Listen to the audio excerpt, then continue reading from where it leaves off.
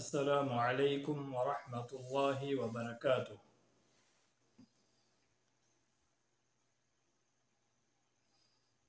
الحمد للہ نحمده ونستعینه ونستغفره ونعوذ باللہ من شرور انفسنا ومن سیئات اعمالنا من يهده الله فلا مضل له ومن يضلله فلا هادي له ونشهد أن لا إله إلا الله وحده لا شريك له وأشهد أن محمدا عبده ورسوله أما بعد فإن خير الحديث كتاب الله وخير الهدي هدي محمد صلى الله عليه وسلم وشر الأمور محدثاتها وكل محدثة بدعة وكل بدعة ضلالة وكل ضلالة في النار. أعوذ بالله من الشيطان الرجيم.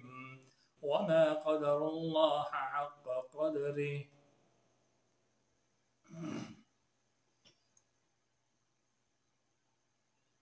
محترم و مکرم سامعین و سامعات، ناظرین و ناظرات،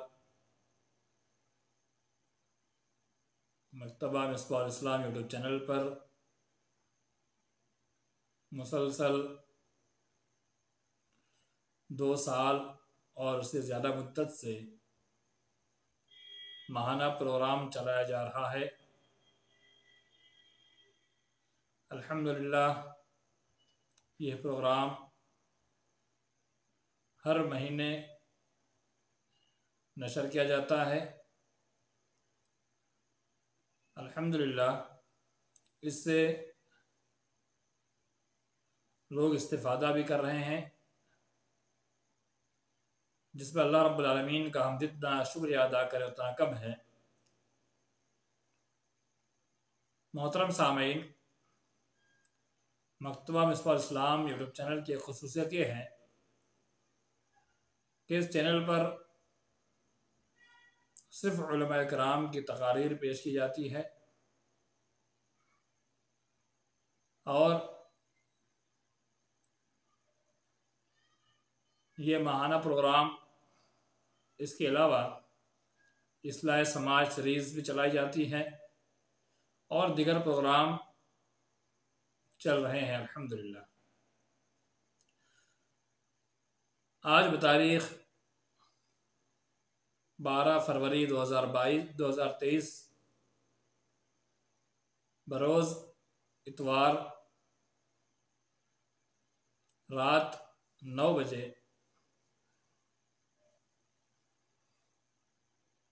فروری کا ماہانہ پروگرام 26واں پروگرام بعنوان جو آپ پیچھے دیکھ رہے ہیں، ہم نے اللہ کی قدر کو جانا ہی نہیں۔ میں ناچیز احسان الہی سلفی بن احمد مولوی آپ سے مخاطب ہوں۔ عنوان بہت اہم ہے۔ وقت کی نزاکت کو سامنے رکھتے ہوئے اس عنوان کو منتخب کیا گیا ہے۔ عنوان گرچہ واضح طور پر سمجھ میں نہیں آ رہا ہو، لیکن قرآن مجید کی ایک واضح آیت جو میں نے آپ کے سامنے تلاوت فرمائی، وَمَا قَدَرُ اللَّهَ حَقَّ قَدْرِهِ، کہ اللہ رب العالمین کی جو قدر کرنی تھی ویسی قدر نہیں کی، یعنی اللہ رب العالمین کی جیسی قدر اس کے بندوں پر لازم اور ضروری اور واجب ہے، اس طرح سے بندوں نے اللہ کو اس کا حق ادا نہیں کیا۔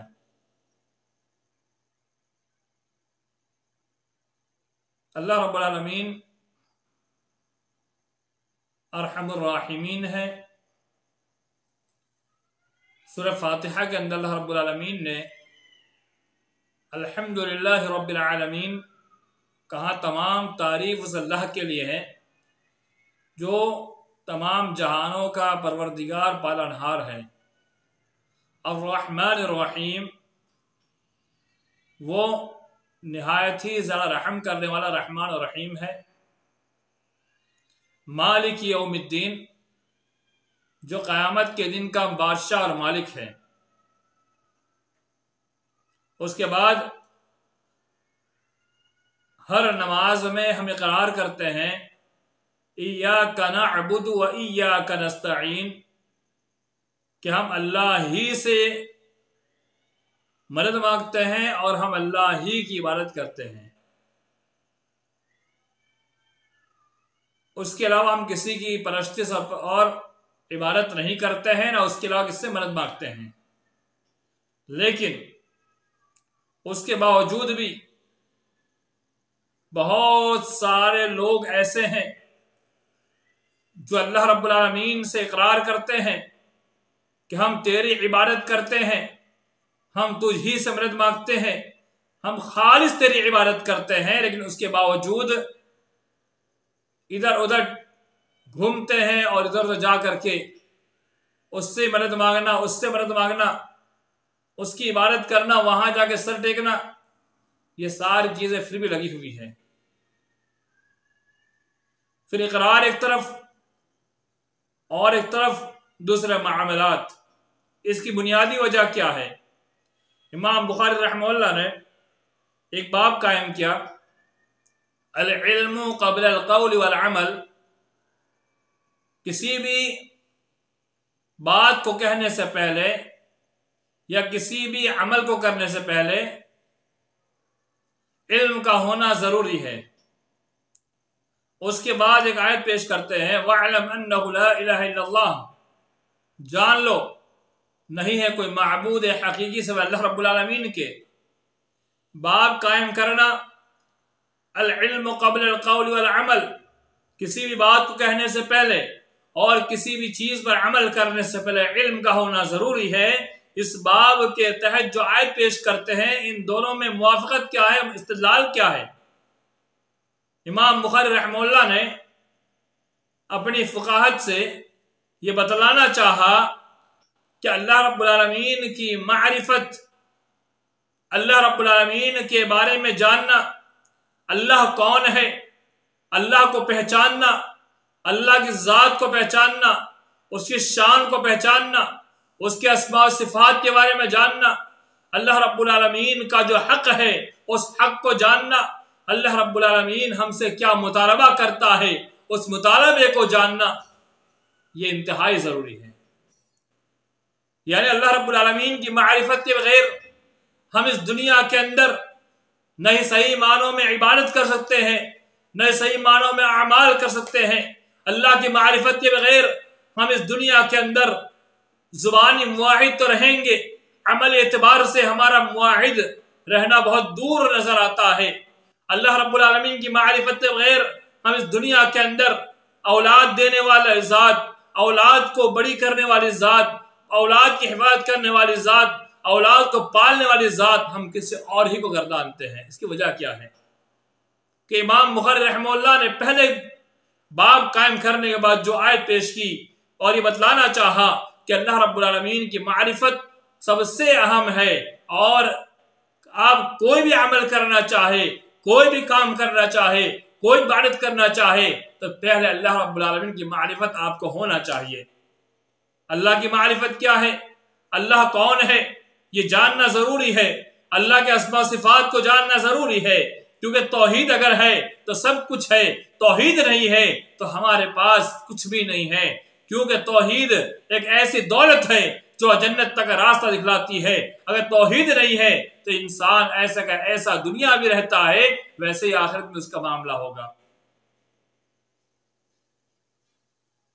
एक हदीस आपके सामने पेश करूं, हज़रत उमर रज़ियल्लाहु अन्हु रिवायत करते हैं, बुखारी मुस्लिम की रिवायत,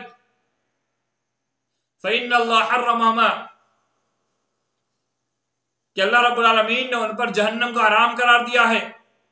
من قال لا الہ الا اللہ، جو کہے لا الہ الا اللہ کہ اللہ کے علاوہ کوئی معبود برحق نہیں ہے، اللہ کے علاوہ کوئی بھی عبادت کے لائق نہیں، عبادت کے قابل نہیں ہے، تو وہ آدمی کبھی جہنم میں جا نہیں سکتا ہے۔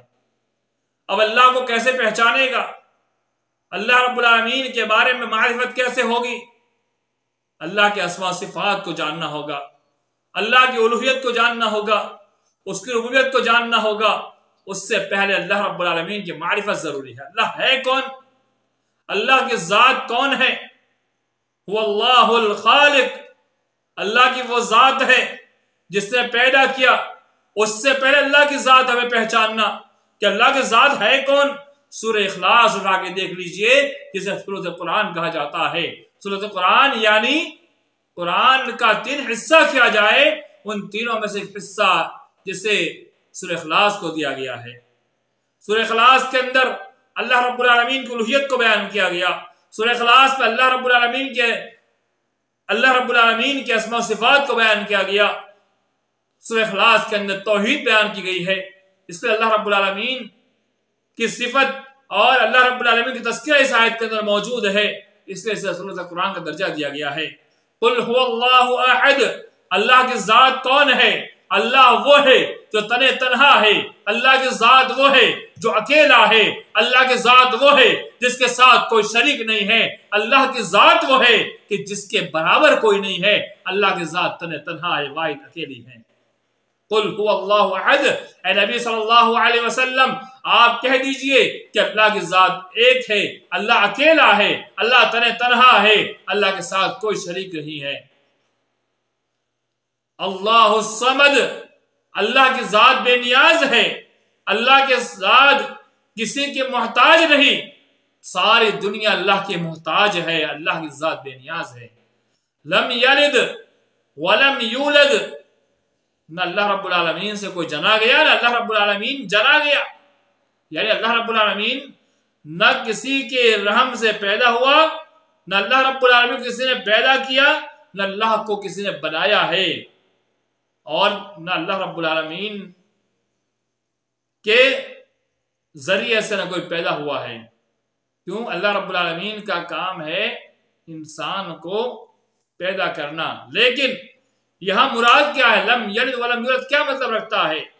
لم یلد ولم یولد کے اندر بہت ہی وضاحت ہے کہ اللہ رب العالمین کی اولاد بناتے ہیں، یعنی فرشتوں کو اللہ کے بیٹے کہا جاتا ہے، حضرت عیسیٰ کو اللہ کا بیٹا کہا جاتا ہے، تو اس کی نفی کی جاتی ہے۔ اللہ نے کسی کو جنا نہیں ہے، اللہ نے کسی کو جنا نہیں ہے، نہ اللہ جنا گیا ہے۔ یہ جملہ یاد رکھیے، یعنی اللہ نہ اللہ نے کسی کو جنا ہے، نہ اللہ جنا گیا ہے، بلکہ ساری کائنات کی تخلیق کرنا اللہ کا کام ہے۔ لم یلد ولم یولد ولم یکن لہ کفوا احد۔ اس سے قبل ایک بات اور کہہ دوں، اللہ تعالیٰ قدیم ہے، اللہ تعالیٰ اول ہے، آخر ہے، اللہ رب العالمین سب کچھ ہے۔ اللہ رب العالمین سے پہلے نہ کوئی ہے، نہ کوئی تھا، نہ کوئی آئے گا، نہ اللہ رب العالمین اس دنیا کے اندر ساری چیز ختم ہو جائے گی سوا اللہ کی ذات کے۔ کل من علیہا فان ویبقى وجہ ربک ذو الجلال والاکرام۔ اللہ نے صاف الفاظ میں کہہ دیا کہ تمام کے تمام چیزیں فنا ہو جائے گی، اس دنیا میں کچھ نہیں باقی رہے گا سوا اللہ رب العالمین کی ذات کے، یعنی اللہ تعالیٰ کبھی ختم نہیں ہوگا۔ وَلَمْ يَكُنْ لَهُ كُفُوًا أَحَدٌ، اور اللہ کی طرح کوئی بھی نہیں ہے۔ وَلَمْ يَكُنْ لَهُ كُفُوًا أَحَدٌ، اس کی طرح کوئی نہیں ہے، اللہ تنہا ہے، یعنی اللہ رب العالمین کی جیسی کوئی چیز یا کوئی ذات اس دنیا کے اندر نہیں ہے۔ تو اللہ تعالیٰ کی معرفت اس صورت کے اندر بتائی، پہلے اللہ تنہا ہے، اللہ کسی کا محتاج نہیں، اللہ خود بے نیاز ہے، نہ اللہ رب العالمین جنا گیا، نہ کسی کو جنا ہے، اور اللہ کی برابری کوئی نہیں کر سکتا۔ ایک آیت میں اللہ نے فرمایا لیس کمثلہ شیء، کہ اس کی جیسی کوئی چیز ہے ہی نہیں، یعنی اللہ کی یہ صفات ہے، اور صفات کاملہ اللہ کیا ہے، یعنی کمال تک پہنچی صفات ہے، یعنی اللہ کا دیکھنا یہ انسان کے دیکھنے کی طرح نہیں ہو سکتا، بلکہ اللہ کی نگاہ اتنی اتنی اللہ کے نگاہ کے بارے میں بس یہ کلم استعمال کیا گیا. لقد سمع الله قول التي تجادلك في زوجها وتشتغل الله والله يسمع تحاوركما ان الله سميع بصير. عائشہ رضی اللہ تعالیٰ عنہ بیان کرتی ہے کہ خولہ بنت مالک بن ثعلبہ انصاری صحابیہ اپنے شوہر اوس کی شکایت لے کر آتی ہے کہ ان کے شوہر نے ان کے ساتھ زہار کر لیا تھا. اللہ کے رسول صلی اللہ علیہ وسلم نے فرمایا کہ تو اپنے شوہر سے حرام ہو گئی. عائشہ بیان کرتی ہے وہ عورت جاتی ہے اللہ کے پاس ہاتھ پھیلا کر کے روتی ہے, گڑگڑاتی ہے, شکایت کرتی ہے. قد سمع اللہ قول التي تجادلك في زوجها وتشتغل اللہ. اس عورت نے اللہ کے پاس شکایت درج کرائی تھی. اللہ رب العالمین نے اس کی بات کو سن لیا. ان الفاظ کو اللہ رب العالمین نے اس طرح تعبیر کی واللہ سمیع بصیر کہ اللہ رب العالمین انتہائی زیادہ سننے والا اور دیکھنے والا ہے. عائشہ بیان کرتی ہے کہ ایک کونے میں یہ عورت بیٹھ کر کے اللہ کے رسول صلی اللہ علیہ وسلم کے ساتھ مباحثہ کر رہی ہے. میں اس کی بات کو نہیں سن پا رہی ہوں اور اللہ رب العالمین نے ساتویں آسمان سے اس عورت کی بات کو سن لیا اور اس سننے کے ساتھ ساتھ بصیر کا لفظ استعمال ہوا. یعنی اللہ رب العالمین جو ہے انتہائی زیادہ دیکھنے والا, سننے والا. اللہ کی صفات کمال ہے. یعنی اللہ کی صفات جیسے ہماری صفات ہو نہیں سکتی. ہم بھی سنتے ہیں, دیکھتے ہیں, ہمارے لیے محدود دائرہ ہے. ہمارا سننا ایک محدود جگہ تک ہے. ہم یہاں سے کچھ ہی جگہ تک سن سکتے ہیں, ہم اس کے علاوہ اس سے زیادہ سن نہیں سکتے ہیں. اللہ کی ذات ایسی ہے, ساتھ آسمان پر بیٹھ کر کے جس دنیا کے تمام لوگ کی آہ کو سن رہا ہے, تمام لوگ کی پکار کو سن رہا ہے. کون انسان کیا کر رہا ہے اللہ دیکھ رہا ہے. کروڑوں لاکھوں اربوں کروڑوں لوگ یہاں موجود ہے. ہر ایک کے بارے میں اللہ ہر ایک کو دیکھ رہا ہے, سن رہا ہے. اللہ رب العالمین جانور کو بھی دیکھ رہا ہے, چرند پرند کو دیکھ رہا ہے, چوٹیا کو دیکھ رہا ہے, ہر چیز کو دیکھ رہا ہے. یہ اللہ تعالیٰ کی صفاتوں میں سے ایک صفت ہے. یعنی اللہ رب العالمین کی صفات جو ہے کمال تک پہنچی ہوئی ہے. ایسی صفت دنیا میں کسی ہو نہیں سکتی. صفات کے معاملے میں بہت سارے لوگ گمراہی میں پڑے ہوئے ہیں. کوئی اللہ کی سماعت کا انکار کر کے, اللہ کی قدرت کا انکار کر کے, اللہ کی بصارت کا انکار کر کے, کئی لوگ تعویل کر کے, تحریف کر کے, معنی بدل کر کے, انکار کر کے کئی اعتبار سے صفات کے معاملے گمراہی کے راستے پر چل پڑے ہیں. ایک ہی جملہ یاد رکھ لیجئے, صفات کے معاملے میں ہمیں ایسے ہی ماننا ہے جیسے احادیث مبارکہ کے اندر, قرآن مجید کے اندر اللہ تعالیٰ کے اوصاف بیان کیے گئے ہیں. آپ اللہ رب العالمین کی صفات کو نبی صلی اللہ علیہ وسلم نے بیان کی ہے. ہمیں ویسے ہی ویسے ماننا ہے اور ہمیں اسی کو مانتے ہوئے زندگی گزارنا ہے. عقیدے کے معاملے کے اندر ہم اپنی عقل دوڑائیں گے, وہیں سے گمراہی کا راستہ کھلتا جائے گا. جب ہم نے عقل کے گھوڑے دوڑا دیے تو سارے کے سارے گمراہی کے راستے کھلتے جائیں گے اور انسان گمراہ ہوتا جائے گا اور گمراہی کوئی اس کی حد نہیں ہوگی. آپ ایک چیز دیکھ لیجئے, کبھی کبھی انسان آسمان طرف دیکھتا ہے, اس کے ذہن میں ایک سوال پیدا ہوتا ہے, اللہ کس نے پیدا کیا؟ اللہ کی ذات کے بارے میں وسوسہ آتا ہے. یہ وسوسہ کون ڈالتا ہے؟ حدیث کے اندر آتا ہے یہ وسوسہ شیطان ڈالتا ہے کہ اللہ کس نے پیدا کیا, کون ہے اللہ کو پیدا کرنے والا. جب یہ وسوسہ آئے تو ہمارے پاس ایک ہی آپشن بچتا ہے جو ہمیں نبی صلی اللہ علیہ وسلم نے بتلایا کہ بائیں طرف تھوک دے اور اپنے ذہن کو صاف کر دے. کیونکہ انسان جب اس میں پڑ جائے گا تو گمراہی اس کے لیے آسان ہو جائے گا, نہیں گمراہ ہو جائے گا. تو اللہ رب العالمین کے اسماء و صفات میں ایسے ہی ماننا جیسے اس کے اسماء و صفات بتلائے گئے ہیں. عقائد کے معاملے میں ہمیں حد سے زیادہ آگے نہیں بڑھنا ہے.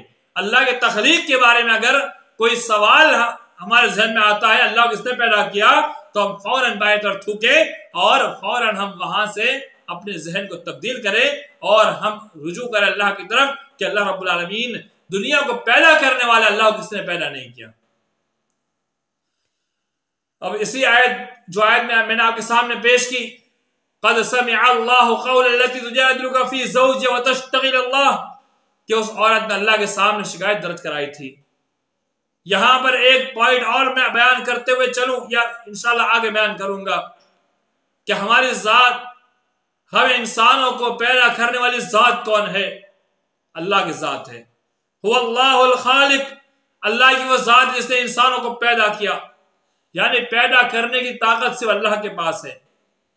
وَلَقَدْ خَلَقْنَا الْإِنسَانَ، اللہ کہتا ہے ہم نے انسانوں کو پیدا کیا، اور وَلَقَدْ لام اور قد کے ذریعے تاکید بیان کر دی، اور سورہ 3 کے اندر اللہ رب العالمین نے صاف الفاظ میں فرمایا وَلَقَدْ خَلَقْنَا الْإِنسَانَ فِي أَحْسَنِ تَقْوِيمٍ، کہ ہم نے البتہ انسان کو بہترین شکل و صورت میں پیدا کیا، اچھا ڈھانچہ دیا، اچھی شکل دی۔ قرآن مجید کے مختلف جگہ پر اللہ رب العالمین نے باور کرایا ہے کہ انسان کو پیدا کرنے والی ذات اللہ رب العالمین کی ذات ہے، اس کے علاوہ انسان کو پیدا کوئی کر نہیں سکتا ہے، یعنی اللہ رب العالمین کے ہی اختیار میں ہے انسان کو پیدا کرنا۔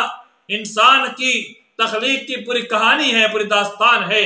حضرت آدم علیہ السلام کی پیدائش سے پہلے پتلا بنایا گیا، اس میں روح پھونکی گئی، اس کے بعد ان کی پسلی سے ہوا کو پیدا کیا گیا، مائے ہوا کے ذریعے سے نسل چلائی گئی، اور انسان کی پوری نسل چل پڑی ہے۔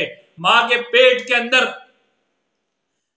جب حمل ٹھہرتا ہے، اس حمل کو قرار دینے والی ذات اللہ کی ہے، اور ماں کے پیٹ کے اندر جو حمل ٹھہرتا ہے وہ فرشتوں کو اللہ حکم دیتا ہے کہ میرے فرشتوں اس حمل کو ٹھہرا دو۔ حمل ٹھہر جاتا ہے، اس کے بعد اس حمل کو روکنا یا نہیں روکنا، رکھنا یا گرانا، یہ ساری چیزیں اللہ رب العالمین کے حکم سے ہوتی ہے، یعنی فرشتے اللہ کے حکم کی تعمیل کرتے ہیں۔ جب چار مہینے گزر جاتے ہیں، یعنی 4 مہینے پورے ہونے والے ہوتے ہیں، اس سے پہلے ایک مرتبہ اللہ تعالیٰ فرشتوں کہتا ہے جاؤ فلا فلا فلا فلا کے وہاں جا کر کے اس رحم کے اندر روح ڈال دو، اور اس کی زندگی اسے بخشی جاتی ہے۔ اس کے بعد انسان کی پیدائش کے مرحلے آتے ہیں۔ اس دنیا کے اندر انسان کی پیدائش ہوتی ہے، وہ اللہ رب العالمین کی ذات ہے جو انسان کو پیدا کرنے والی ذات، انسان کو جلانے والی ذات، انسان کا پالنہار ہے۔ انسان کی پرورش کرنا، اس کی پیدائش سے لے کر کے اس کے مرتے وقت اس کی حفاظت کرنا، اس کو کھلانا پلانا، یہ اللہ کی ذمہ داری بنتی ہے۔ اللہ نے خود قرآن میں کہا وَمَا خَلَقْتُ الْجِنَّ وَالْإِنسَ إِلَّا لِيَعْبُدُونَ مَا أُرِيدُ مِنْهُمْ مِنْ رِزْقٍ وَمَا أُرِيدُ يُطْعِمُونَ إِنَّ اللَّهَ هُوَ الرَّزَّاقُ ذُو الْقُوَّةِ الْمَتِينُ۔ اللہ نے کہا کہ اللہ تعالیٰ رزق دینے والا ہے۔ اللہ رب العالمین نے اور کئی مقامات پر قرآن مجید کے اندر رزق کا وعدہ کر رکھا ہے، اور حدیث مبارکہ کے اندر یہاں تک کہ یہ کہا گیا کہ اللہ رب العالمین کے پاس رزق کی کنجی ہے، اللہ جسے چاہتا ہے بے تحاشا دیتا ہے، یعنی رزق دینے والی ذات اللہ کی ہے۔ رزق کے اندر ہم کسی کو بھی شریک نہ ٹھہرائے، اللہ کے ساتھ کسی کو شریک ٹھہرانا یہ بہت بڑا جرم ہے۔ رزق دینے والی ذات اللہ کی ذات ہے۔ رزق کون دیتا ہے؟ اللہ تعالیٰ رزق دیتا ہے۔ دنیا میں کوئی ایسا جو رزق دے سکے۔ جب انسان کے پاس مال کی فراوانی ہوتی ہے تو انسان کہتا ہے میں نے اپنی طاقت سے کمایا، نہیں میرے ایمان والے بھائیوں، ہم نے محنت کی ہے، اللہ تعالیٰ رزق دیتا ہے۔ کوئی یہ سوچتا ہے کہ میری محنت سے رزق آئے گیا تو یہ اپنے آپ کو دھوکے میں ڈالتا ہے۔ محنت تو سب کرتے ہیں، کون انسان محنت نہیں کرتا؟ سب محنت کرتے ہیں، لیکن سب کے رزق مختلف اللہ رب العالمین بنا رکھے ہیں۔ تو رزق دینے والی ذات اللہ کی ہے، اللہ جسے چاہتا جتنا چاہتا رزق دیتا ہے، رزق کی کنجی اللہ کے پاس ہے۔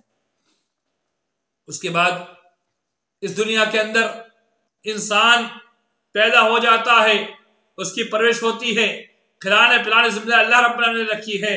لا تقتلوا انفسکم خشیۃ املاق، اللہ نے کہا تم اپنی اولاد کو بھوک مری کے ڈر سے قتل نہ کرو، مار مت دو، نحن نرزقکم وإیاہم، ہم تم کو رزق دیتے ہیں ان کو بھی رزق دیں گے۔ یعنی رزق کی ذمہ داری بچے کی پیدائش سے لے اللہ رب العالمین نے رکھی ہے۔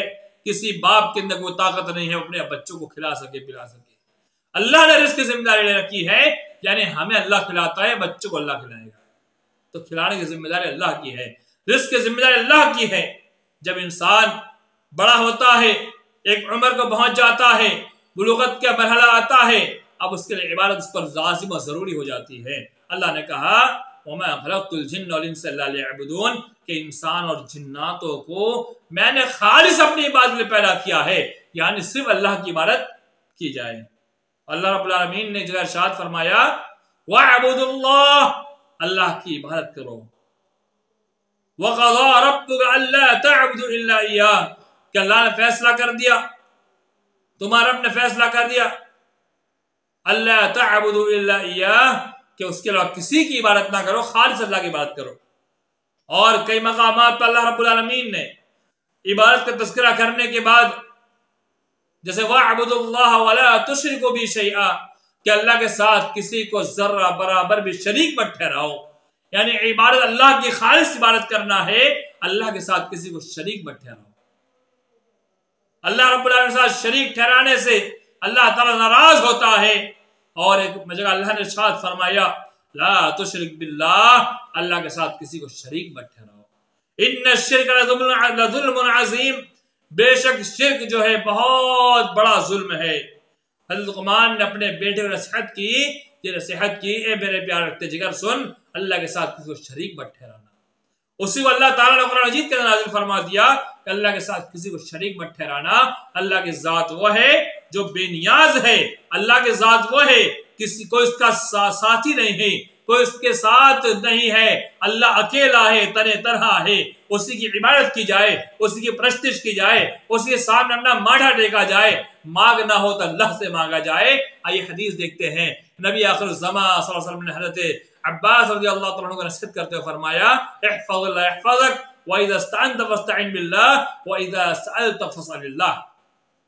اس حدیث کے 3 جملے سنیے، اللہ کی حفاظت کر، اللہ تیری حفاظت کرے گا، یعنی دین اسلام کو مضبوط پکڑ لے اللہ تیری حفاظت کرے گا۔ دوسری بات، تیسری بات وَإِذَا سَأَلْتَ فَاسْأَلِ اللَّهِ اگر مانگنے کی ضرورت پیش آئے تو صرف اللہ سے مانگ۔ قرآن مجید کے اندر اللہ نے فرمایا وَإِذَا سَأَلَكَ عِبَادِي عَنِّي فَإِنِّي قَرِيبٌ أُجِيبُ دَعْوَةَ الدَّاعِ إِذَا دَعَانِي فَلْيَسْتَجِيبُوا لِي وَلْيُؤْمِنُوا بِي لَعَلَّهُمْ يَرْشُدُونَ۔ اللہ نے کہا کہ نبی صلی اللہ علیہ وسلم میرے بندے آپ سے سوال کرتے ہیں، آپ سے پوچھتے ہیں وَإِذَا سَأَلَكَ عِبَادِي عَنِّي فَإِنِّي قَرِيبٌ میرے بارے میں سوال کرتے ہیں، کہو کہ بے شک میں قریب ہوں۔ اور جو آیت کے اندر وَلَقَدْ خَلَقْنَا الْإِنسَانَ وَنَعْلَمُ مَا تُوَسْوِسُ بِنَفْسِهِ وَنَحْنُ أَقْرَبُ إِلَيْهِ مِنْ حَبْلِ الْوَرِيدِ اللہ نے کہا میں تمہارے شہ رگ سے بھی قریب ہوں۔ اجیب دعوت الداعی اذا دعانی جب میرا بندہ مجھے پکارتا ہے میں اس کی پکار کو سن لیتا ہوں، جب میرا بندہ مجھ سے دعا کرتا ہے میں اس کی دعا قبول کرتا ہوں، جب میرا بندہ مجھ سے سوال کرتا ہے میں اس کا جواب دیتا ہوں، جب بندہ مجھ سے مانگتا ہے میں اسے عطا کرتا ہوں۔ اللہ نے صاف الفاظ میں کہہ دیا جب بندہ مجھ سے مانگتا ہے، مجھے پکارتا ہے، میں اس کی پکار سنتا ہوں، جو مجھ سے دعا کرتا ہے میں اس کی دعا قبول کرتا ہوں۔ لیکن ایک چیز اور بتلائی فَلْيَسْتَجِيبُوا لِي وَلْيُؤْمِنُوا بِي اس کے لیے ضروری ہے وہ میری بات مانے اور مجھ پر ایمان لے آئے لَعَلَّهُمْ يَرْشُدُونَ تاکہ وہ رہنمائی پائے، رشد و ہدایت پالے۔ آپ غور کریں، اللہ رب العالمین نے کہا کہ بندہ میرے بارے پوچھے کہو میں قریب ہوں، اور مجھ سے مانگے میں اس کی مانگ پوری کرتا ہوں، لیکن شرط ہے کہ وہ میری سنیں۔ اگر بندہ اللہ کی نہیں سنتا ہے، اللہ پر ایمان نہیں رکھتا ہے تو اس کا شکایت کرنا بیکار ہے۔ تو دعا اللہ سے مانگی جائے، اولاد اللہ سے مانگی جائے، سوال اللہ سے کیا جائے۔ ہمیں کسی بھی چیز کی ضرورت ہو ہم مردہ کے پاس نہ جائے بلکہ اللہ سے مانگے۔ جب مدد کی ضرورت پیش آئے وَإِذَا اسْتَعِنْتَ فَاسْتَعِنْ بِاللَّهِ جب مدد مانگنے کی ضرورت پیش آئے تو مدد میں ہم اللہ تعالیٰ سے مانگے، کسی اور سے نہ مانگے۔ قرآن میں ہم نے اقرار کیا إِيَّاكَ نَعْبُدُ وَإِيَّاكَ نَسْتَعِينُ کہ ہم خالص اللہ کی عبادت کرتے ہیں اور ہم اللہ ہی سے مدد طلب کرتے ہیں۔ آپ غور کریں اس کے اندر مفعول کو پہلے لایا گیا ہے۔ مفعول جب پہلے لایا گیا تو اس کا مطلب یہ ہے کہ یہاں پر خصوصیت کے ساتھ بیان کیا جا رہا ہے کہ ہم صرف اللہ ہی کی عبادت کرتے ہیں اور اللہ ہی سے مدد مانگتے ہیں۔ اب انسان اللہ کے علاوہ کسی اور کی عبادت کرتا ہے کسی اور سے مانگتا ہے وہ مشرک ہے۔ ہاں یہ الگ مسئلہ ہے کہ انسان زندہ انسان کے پاس جا کر کے مدد مانگ سکتا ہے۔ مجھے کسی آدمی سے 1,00,000 روپے کی ضرورت ہے، میں اس زندہ آدمی کے پاس جاؤں اور کہوں کہ مجھے 1,00,000 روپے کی ضرورت ہے، لیکن شرط ہے وہ خود اس کا اختیار ہو۔ مردہ کے پاس ایک آدمی مر گیا ہے، دنیا سے ختم ہو چکا ہے، وہ قبر میں جا کے سو چکا ہے، اب اس کے پاس جا کر مدد مانگنا یہ شرک ہے، یہ کفر ہے، گناہ ہے۔ اللہ تعالیٰ سے دعا مانگی جائے، دعا مانگنا اللہ سے مانگا جائے، عبادت اللہ کی جائے، اور اللہ رب العالمین رزق دینے والا، اس سے رزق مانگا جائے۔ انسان نے اللہ کو صحیح معنوں میں پہچانا نہیں ہے، اس لیے آج طرح طرح کے شرک پائے جاتے ہیں۔ کوئی کہتا ہے کہ شاہ عالم بابا بچہ دیتا ہے، اور کوئی کہتا ہے کہ فلاں کچوجا شریف والے بابا بچی دیتے ہیں۔ یہ سارے بکواسات میں سے ہیں۔ اولاد دینا کام اللہ کا ہے، اللہ تعالیٰ اولاد دینے والا ہے۔ اللہ رب العالمین بیٹا بیٹی دینا اللہ کا کام ہے۔ اولاد نہیں ہو رہی ہے، اس کے تعلق سے قرآن میں اللہ رب العالمین نے ایک چیز بتلائی ہے کہ عورت کی قسم بتائی ہوئی ہے کہ کچھ عورت ایسی ہوتی ہے جو لڑکا لڑکی دونوں پیدا کر سکتی ہے، کچھ عورت ایسی ہے جو صرف لڑکے پیدا کرتی ہے، کچھ عورت ایسی ہے جو صرف لڑکی پیدا کرتی ہے، کچھ عورت ایسی جو بانجھ ہے۔ تو اللہ رب العالمین نے یہ پورا ایک نقشہ قرآن میں کھینچا کہ 4 قسم کے اللہ رب العالمین بنایا ہے، یعنی کچھ عورت کے ذریعے اللہ تعالیٰ دونوں دیتا ہے، کچھ کے ذریعے صرف بچے، کچھ کے ذریعے صرف بچیاں، اور کچھ عورتیں جو بالکل بانجھ ہوتی ہے وہ نا امید نہ ہو۔ حضرت زکریا علیہ السلام نے اللہ سے مانگا، ہنالک دعا زکریا ربہ قال رب هب لي من لدنك ذریۃ طیبہ۔ حضرت زکریا نے کہا، اے اللہ مجھے تو تیرے پاس سے پاک باز اولاد عطا فرما۔ تو اللہ تعالیٰ نے کیا اس کی بات کو نہیں سنا؟ انک سمیع الدعاء فنادته الملائکۃ وهو قائم یصلی فی المحراب ان اللہ یبشرک بیحییٰ، کہ اللہ تعالیٰ یحییٰ کی بشارت دیتا ہے۔ حضرت ابراہیم نے اللہ سے مانگا، قال انی ذاہب الی ربی سیہدین رب هب لي من الصالحین، اے اللہ مجھے نیک اولاد عطا فرما۔ فبشرناہ بغلام حلیم، اللہ نے کہا ہم نے ان کو بشارت دی بغلام حلیم، بردبار سمجھدار بچے کی بشارت دی۔ اللہ رب العالمین کی ذات وہ ہے جو بڑھاپے میں اولاد دینے پر آئے تو بڑھاپے میں اولاد دیتا ہے۔ اللہ رب العالمین جو ہے بہت ہی رحم والا ہے، کرم والا ہے، شفقت والا ہے۔ اللہ سے مانگ کے دیکھو، اللہ دینے والا ہے۔ حضرت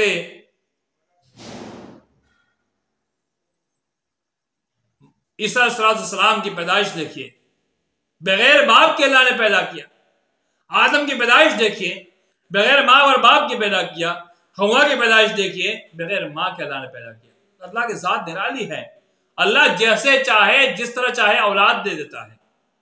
اللہ کے علاوہ کوئی بھی اس دنیا کے اندر ایسا نہیں ہے جو اولاد دینے والا، کوئی نہیں دے سکتا اولاد، نہ کوئی کھلا سکتا ہے نہ پلا سکتا ہے۔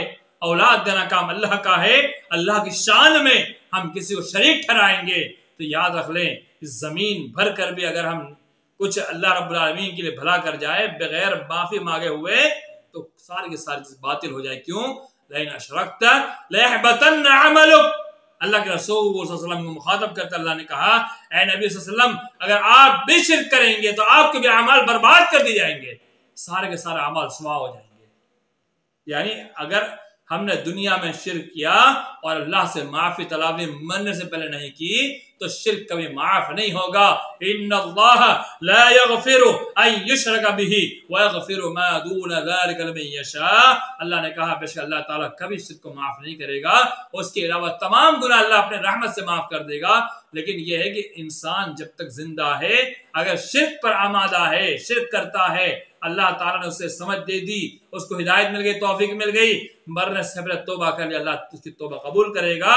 لیکن مرنے کے بعد اگر کوئی امید رکھتا ہے کہ شرک کرتے مر گیا اور اللہ تعالیٰ کیا وہ معافی تلافی ہو جائے گی، کبھی ممکن ہی نہیں ہے۔ اگر مر گیا تو اس کا معاملہ خلاص ہو گیا، اس کا ٹھکانہ ہمیشہ کے لیے جہنم تیار، کیونکہ مشرک اور کافر کبھی جنت میں داخل نہیں ہوں گے، ان کا ٹھکانہ جہنم ہے۔ تو ہم اللہ تعالیٰ کو پہچانے، اللہ کو جانے، اللہ کا جو حق ہے حق اس کو دے، اس کا حق کسی اور کو نہ دے۔ اللہ کا جو حق ہے اور حق و اللہ کا کیا ہے، اس اللہ کی عبادت کرنا وہ سب سے بڑا اللہ کا حق ہے۔ اس کو اسماء صفات میں ایسے ہی ماننا جیسا ہمیں قرآن حدیث میں بتایا گیا ہے۔ کھلانے کی ذات اللہ کی ہے، رزق کی دینے والی ذات اللہ کی ہے۔ کبھی کبھی انسان اپنے رزق کو لے کے اتنا اتراتا ہے کہ اپنے سامنے دنیا کو حقیر سمجھتا ہے۔ ایسی رزق جو ہے یہ انسان کو کبھی اوپر نہیں لیا جاتا، تکبر ہے، غرور ہے۔ اس سے قبل کا ایک ایپیسوڈ آپ نے اصلاح سماج والے میں سنا ہے کہ تکبر انسان کے اندر کہتے کس چیز کو ہے کہ اپنے مال کو اترائے اور دوسروں کو ذلیل کرنے کی کوشش کرے اور دوسروں کو دکھائے کہ ہمارے پاس یہ ہے وہ ہے اور دوسروں کو ذلیل کرنے کی کوشش کرے۔ یہ تکبر ہے، اللہ کو پسند نہیں ہے۔ انسان وقتی طور پر اوپر جاتا ہے لیکن دھڑم سے ایسے گرتا ہے، اور نہ جانے کتنے سینکڑوں لوگ ایسے دیکھے ہیں۔ آج آپ دیکھیں اڈانی کی مثال لے لیجئے، آج زندہ مثال ہے دنیا والوں کے لیے جو دنیا داری کرنے والے ہیں، اپنے آپ کو بڑا ہی تسمار خان سمجھنے والے ہیں اور اپنے آپ کو یہ سوچتے ہیں کہ ہمارے پاس بہت بنگلے ہیں، یہ ہے وہ ہے فلاں ہے یہ ہے ڈمکا ہے۔ آج دیکھو تیسرے نمبر پہ چلنے والا اڈانی کی حالت کیا بن گئی ہے۔ یہ اگزامپل ہمارے لیے کافی نہیں ہے۔ رزق دینے والی ذات اللہ کی ہے، اگر ہم اس پر اتراتے ہیں تو اللہ کی ذات ارحم الراحمین ہے، تو اللہ کی ذات کا ہار بھی ہے۔ اللہ کی صفات، اللہ رب العالمین انتہائی رحم کرنے والا ہے تو جبار بھی ہے۔ اللہ کی ذات انتہائی زیادہ انسان پر شفقت کرنے والی ہے تو اللہ کی ذات پکڑنے والی بھی ہے۔ اللہ کی ذات ایسی ہے کہ اللہ تعالیٰ جب انسان پر رحم کرنے پہ آتا ہے تو انتہائی زیادہ رحم کرتا ہے، جب گرفت کرنے پر آتا ہے تو سیکنڈوں کے اندر انسان گرفت کر لیتا ہے۔ آپ دیکھیے پہلے کے انبیاء کے اندر جب انہوں نے اسلام کی دعوت پیش کی تو بڑے بڑے امیروں نے، بڑے بڑے رؤساؤں نے، بڑے مالدار لوگوں نے، بڑے جائیداد والوں نے، بڑے پیسے والوں نے اپنے مال پر اترائے، اپنے مال کو لے کر فخر کیا، غرور کیا، تکبر کیا۔ کیا نتیجہ نکلا؟ سب برباد ہو گیا، تہس نہس ہو گیا، ختم ہو گیا۔ کیا بچا؟ کچھ نہیں بچا، خالی ہاتھ۔ شداد دنیا میں جنت بناتا ہے، وہ خود جنت نہیں دیکھ پاتا۔ قارون کے پاس کیا نہیں تھا؟ خزانے کنجہ رکھنے والا، اللہ نے برباد کر دیا۔ فرعون کے پاس کیا نہیں تھا؟ اپنے آپ کو انا ربکم الاعلی کا دعویٰ کرنے والا کہ میں ہی سب سے بڑا رب ہوں، مجھ سے بڑا رب کوئی نہیں ہو سکتا، ساری بادشاہت میرے ہاتھ میں کہنے والا۔ کیا ہوا؟ پانی میں غرق ہو گیا۔ ایسے ہی سینکڑوں مثالیں موجود ہیں۔ کسی زمانے کے اندر وہ اپنے آپ کو کچھ سمجھتے تھے، اللہ رب العالمین نے ان کے فخر اور غرور کی بنا پر، تکبر کی بنا پر اللہ نے انہیں تہس نہس کر دیا۔ اللہ کے بندو، اللہ کے واسطے مال کو لے کر غرور کرنا چھوڑ دو، مال کو تکبر کرنا چھوڑ دو۔ آج مال ہے کل نہیں ہوگا، آج تمہارے پاس پیسہ ہے کل نہیں ہوگا، آج تمہارے پاس سب کچھ ہے کل نہیں ہوگا۔ اگر غرور کرتے رہ گئے تو دنیا بھی تمہارا ساتھ نہیں دے گی۔ اللہ تمہارا ساتھ چھوڑے گا تو دنیا کی کوئی طاقت نہیں تمہیں ساتھ دے دے۔ بلکہ اللہ نے مال دیا ہے تو اس مال کو اپنے آپ پر خرچ کرو، اپنے اہل ویال پہ خرچ کرو، اپنے قوم قبیلے پر خرچ کرو، رشتہ داروں پہ خرچ کرو، ضرورت مندوں پہ خرچ کرو، اللہ کے راستے میں زکوٰۃ نکالو، صدقات نکالو، اللہ کے راستے میں خرچ کرو، غریبوں کی مدد کرو، ان پر خرچ کرو۔ لیکن آج کل ہوتا کیا ہے، انسان کے پاس مال آتا ہے تو امیروں کو ہی امیر کرتے جاتا ہے۔ یہ جملہ یاد رکھیے، جب انسان کے پاس بہت مال آ جاتا ہے تو انسان امیروں کو امیر کرتا ہے، یعنی غریبوں کا حق جو ہے اس کو نہیں دے پاتا، اور اپنے امیر سرکل جو اس کا ایک سرکل ہوتا ہے، امیر دوست اس کے ہوتے ہیں، اس کے درمیان ہوٹل میں پارٹیاں چل رہی ہیں، اس کو کھلا رہا ہے، پلا رہا ہے، اس سے مست ہے، اس کو عیاشیاں کر رہا ہے، اسی کے ساتھ سب کچھ کر رہا ہے۔ اس کا حق نہیں ہے میرے ایمان والے بھائیوں، یہ حق غریبوں کا ہے، محتاجوں کا ہے، فقیروں کا ہے۔ اس کا حق مار کر کے آپ اگر عیاشیاں کرتے ہیں تو یاد رکھ لیجئے کبھی اللہ کے آپ معاف نہیں کیے جاؤ گے۔ ان کا جو حق ہے ان کا حق دو۔ آپ کے مال کے اندر صرف آپ کا حق نہیں ہے۔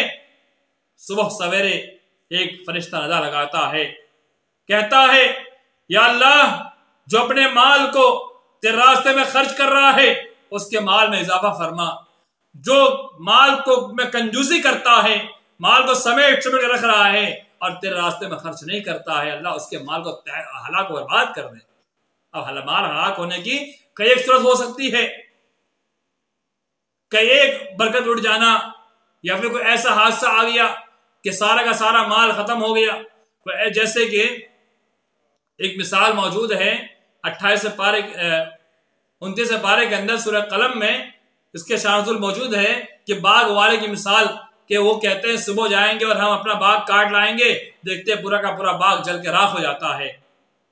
ایسی بہت ساری مثالیں آپ کے سامنے مل سکتی ہیں۔ تو اللہ جب مال دے تو اس مال پہ اترائے نہ، بلکہ اللہ کا شکر ادا کریں، اور جب مال نہیں مل رہا ہے تو ہم صبر و تحمل سے کام لیں، اللہ سے دعا کریں۔ اللہ دے کر بھی آزماتا ہے، اللہ لے کر بھی آزماتا ہے، یعنی اللہ تعالیٰ انسان کو بے انتہا رزق دیتا ہے، اور اللہ دیکھنا چاہتا ہے میرا بندہ شکر ادا کرتا ہے یا اتراتا ہے۔ آج تو عمومی طور پر انسان اتراتے ہیں۔ قرآن میں اللہ نے اس کا نقشہ کھینچ دیا ہے، کچھ بندے ایسے ہوتے ہیں جن کو مال مل جائے وہ اترانے لگتے ہیں، اور جب ان کے پاس مال کم ہو جاتا ہے تو مایوس ہو جاتے ہیں۔ تو مال اگر آپ کے پاس بہت سارا ہے تو اللہ کا شکر ادا کیجئے، اور غریب و مسکینوں پر خرچ کیجئے، اترائے مت، فخر مت کرے، غرور مت کرے، اپنے مال کو لوگوں میں آپ دکھائے نہیں کہ ہم تو اتنے مال والے، اتنے یہ ہے وہ ہے فلاں ہے ڈمکا ہے، لوگوں کے سامنے دکھلانا یہ بیوقوفی ہے، بیوقوفی ہے، بیوقوفی۔ انسان سب سے بڑا بیوقوف ہوتا ہے جب اپنے مال کا تذکرہ وہ ان کے پاس کرتا ہے جن کے پاس مال نہیں ہوتا ہے، اور جن کے پاس مال نہیں ہے وہ صبر و تحمل سے کام لے اور اپنے کام میں لگے رہیں، اللہ سے مدد مانگتے رہیں، اللہ ضرور انشاءاللہ مدد کرے گا۔ تو جب مال نہیں ہوتا ہے تو انسان نہ جانے کیسے کیسے جگہ پر چلا جاتا ہے۔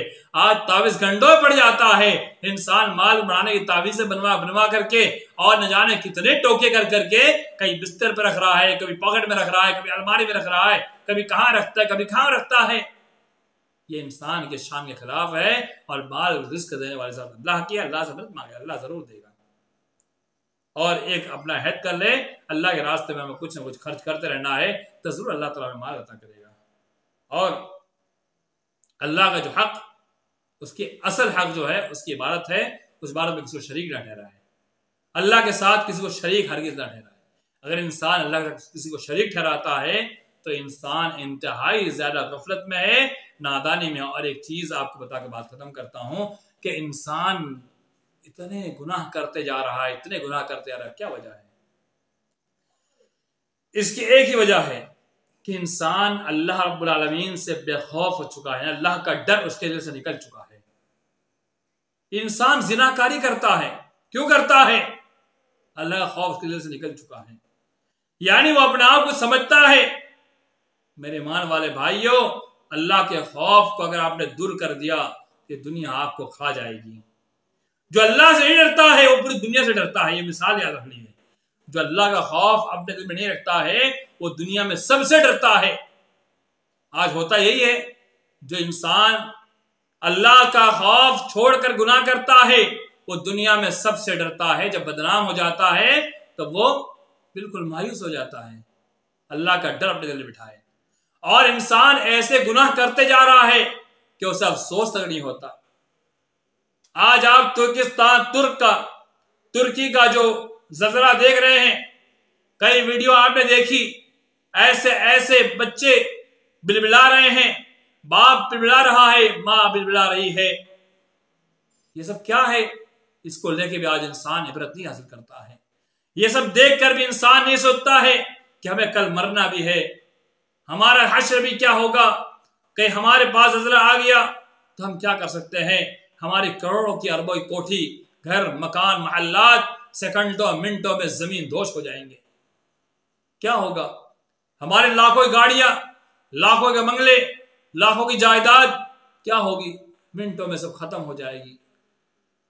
انسان اتنا بے خوف ہو چکا ہے، آج انسان گناہ کرنے میں اتنا آگے بڑھ چکا ہے کہ اس نے اللہ کا خوف اپنے دل سے بالکل نکال دیا ہے۔ اللہ کے واسطے اللہ رب العالمین کا خوف اپنے دل میں رکھے، اللہ کا جو حق ہے اللہ کا حق دے۔ بات کافی لمبی ہو چکی ہے، وقت کافی ذرا جا چکا ہے۔ اللہ سے دعا ہے اللہ تعالی ہم تمام مسلمانوں کو اللہ کا جو حق ہے وہ حق دینے کی توفیق عطا فرمائے۔ اللہ کی جو قدر ہے اس قدر کو جاننے توفیق عطا فرمائے، اللہ رب العالمین کی معرفت حاصل کرنے کی توفیق عطا فرمائے، آمین۔ آپ تمام احباب کا ہم مکتب اسلام یوٹیوب چینل پر خیر مقدم کرتے ہیں اور شکریہ ادا کرتے ہیں کہ آپ تمام احباب نے ہمارا یہ 26واں پروگرام سنا اور بہت دل کی گہرائیوں سے ہم آپ تمام احباب کا شکریہ ادا کرتے ہیں کہ آپ نے ہمارے اس پورے پروگرام کو سن کر کے اسے لوگوں تک پہنچایا، خود بھی عمل کیا اور لوگوں کو عمل کرنے پر ابھارا۔ اللہ رب العالمین ہم تمام مسلمانوں کو تمام پروگرام میں شرکت توفیق عطا فرمائے اور عمل توفیق عطا فرمائے، آمین۔ والسلام علیکم ورحمۃ اللہ وبرکاتہ۔